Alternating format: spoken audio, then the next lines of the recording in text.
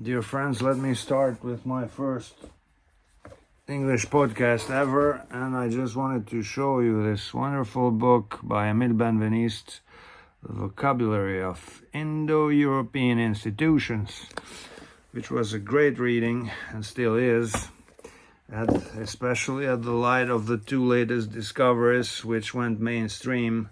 The first one regarding the ancient settlement of Lin in I think the lake of Pogradec in southern Albania, which dates like 8,000 years old and is the first urban settlement ever recorded in Europe.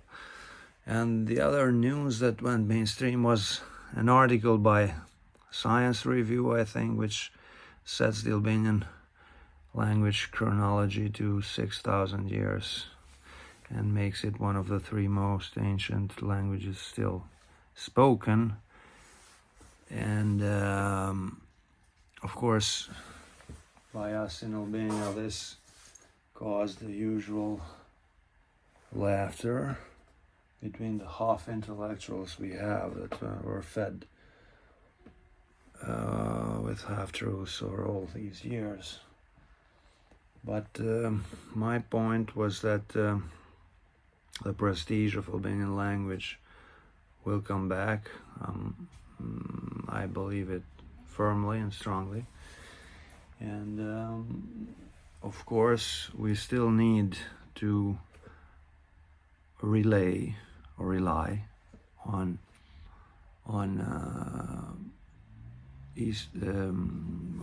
foreigner scholars, because the first one to ever testify the kinship between Illyrian and Albanian was Gottfried Leibniz, which is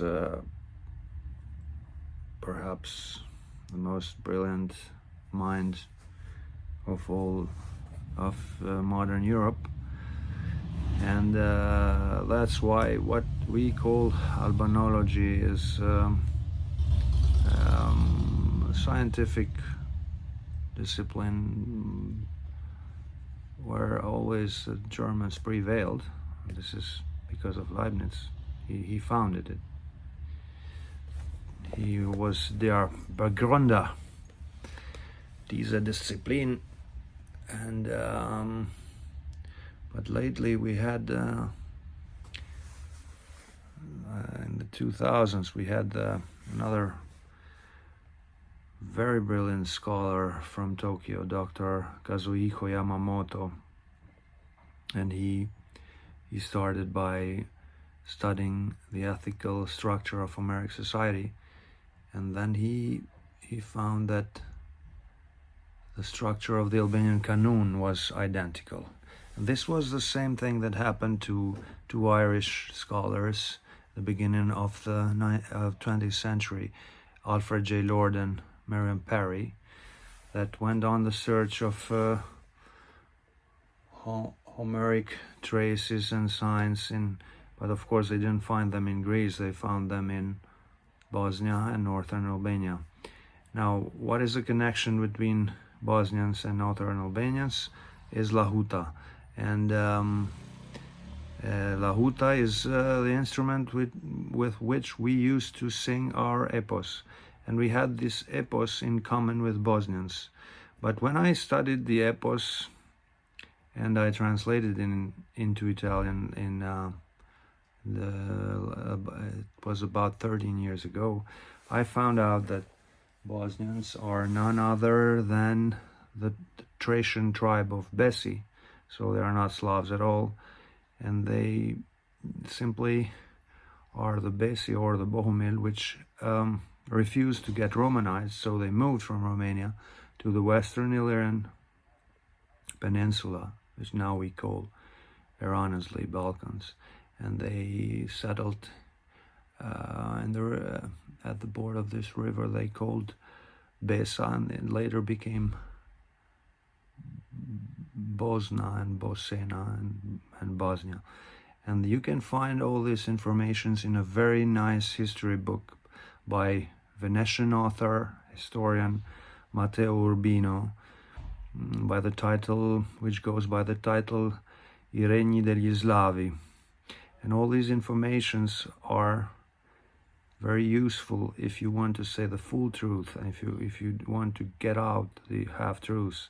So the full truth is that the same people that for 50 years or more said and accepted that our folklore was the purest in the world, they accepted and promoted the authenticity of our folklore, but they kept saying that the Albanian language instead was not authentic, and it was made by 93% by borrowings and all these bullshit, which cannot be true. The two things cannot stand together, either one or the other or both.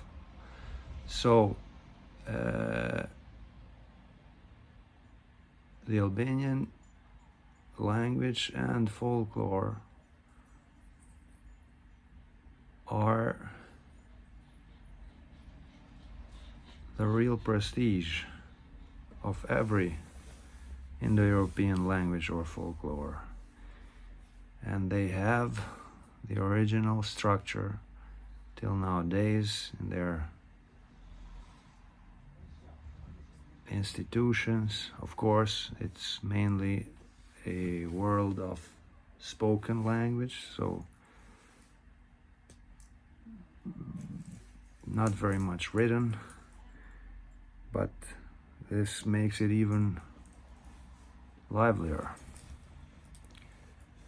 And my thesis is that Albanian is even more ancient than Illyrian, because Illyrian was spoken in the cities and Albanian in the mountains, and then Illyrian disappeared, but Albanian is still here. So I'm one of those who believes that the prestige of Albanian language will be back, is coming back as we speak. But we need to draw the attention of our very people to studies and to creativity in Albanian. And then we'll see that the influences were the other way around, because southern and northern tribes of Italy were not Latin, and they had an influence on Latin. Of course they had. And this could be broadened to Homeric world and to all the ancient Mediterranean area. So, hope I was clear for this time. Stay cool.